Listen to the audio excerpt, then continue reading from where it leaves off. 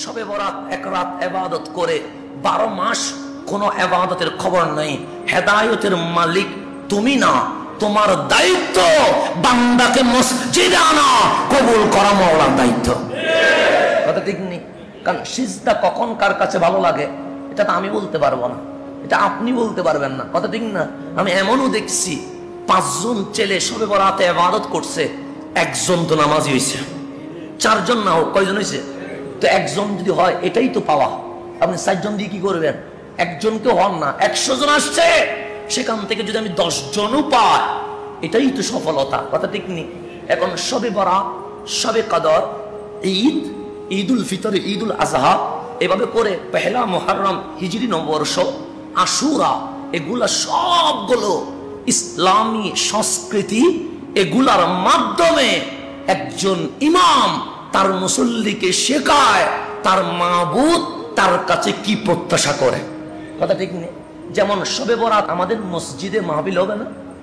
আমরা কি মসজিদ বন্ধ করে দিব? নিশ্চয়ই খতিব বক্তব্য রাখবেন। তো ওনার বক্তব্য কি উনি সিনেমার ফজিলত বলবেন, নাটকের ফজিলত বলবেন, জুমার ফজিলত বলবেন? ওনার বক্তব্যে উনি কি বলবেন? ওনার বক্তব্যে উনি মনে করায়া দিবে আপনি যে গুনাহ করেছেন, এই গুনাহ করার কারণে আপনার রহমান নারাজ হয়েছে, আপনার উচিত রহমানের দরবারে তওবা করা। এটাই তো মনে করায়া দিবে। কথা ঠিক নেই? তো এখন আপনি এটাকে অস্বীকার করলে লাভ কি হয়? লাভ তো কিছু হয় না। আপনি ফেসবুক চিপবেন, এখানে কি সওয়াব হবে? আপনি ইউটিউব ঘাটবেন, এখানে কি সওয়াব হবে? আপনি রাতভর হয়তো বা কোনো কারোর সাথে মোবাইলে কথাবার্তা চ্যাট করবেন, এখানে কি ফজিলত হবে? এখন ওরা বলবে সব রাত রাত, শবে বরাতকে আলাদাভাবে পালন করার কি আছে? এরকম বলবে কি বলবে না? বলবে, আপনাকে যুক্তি দিবে সব রাত রাত, এরকম আলাদা রাত পালন করা কি আছে, এরকম বলবে। তো আপনিও বলবেন সব দিন দিন, জুমার দিনে জুমার নামাজ পড়ার দরকার কি আছে? কথা ঠিক নেই? তাহলে দিন রাত বানাইছেন কে? কিন্তু আল্লাহ সেখানে সময়কে আলাদা করেছেন। যেমন আমার রসুল হযরতে সাদ ইবনে উবাদা রাদিয়াল্লাহু তাআলা থেকে বর্ণিত, আন্না রাসূলুল্লাহি সাল্লাল্লাহু আলাইহি ওয়াসাল্লাম قال, আমার রসুল ইরশাদ করেন, সাইয়্যিদুল আইয়ামে, সপ্তাহে যে 7 দিন আছে, 7 দিনের মধ্যে শ্রেষ্ঠ দিন হলো ইয়ৌমুল জুমা, জুমার দিন। ফিহে খামসু খিলালিন ফিহে, এটার মধ্যে 5টা বড় বৈশিষ্ট্য রয়েছে। 1 নাম্বার, বাবা আদমকে জুমার দিন বানানো হয়েছে। 2 নাম্বার, বাবা আদম পৃথিবীতে এসেছে, তাও জুমার দিন। 3 নাম্বার, বাবা আদম রহমানের মেহমান হয়েছে, তাও জুমার দিন।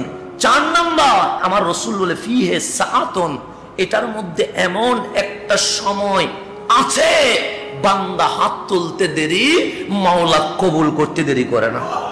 এবং এই দিনে কি হবে? কিয়ামত হয়ে যাবে। এই 5টা কি আছে বৈশিষ্ট্য থাকার কারণে জুমার দিন কি হয়ে গেছে? দামি হয়ে গেছে। এখন ফজর, জোহর, আসর, মাগরিব, এশা, এগুলো সবগুলোর মালিককে। কিন্তু আল্লাহ বলে ওয়াল ফজরি, ফজরের কসম। তো যত সময় আছে সময়ের মধ্যে ফজরটা দামি।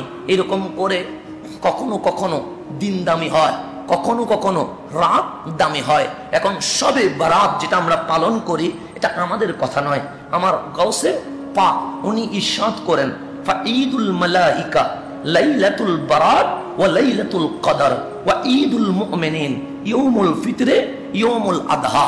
আমার গাউসে পাক বলে, আমরা যারা মুমিন আছি আমাদের ঈদ হয় রমজানে আর কোরবানিতে।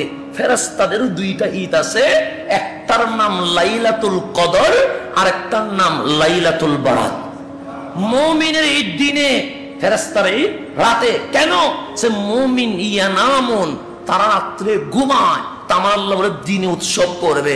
ফেরেশতা যেহেতু ঘুমায় না, আল্লাহ বলে রাতে উৎসব করবে।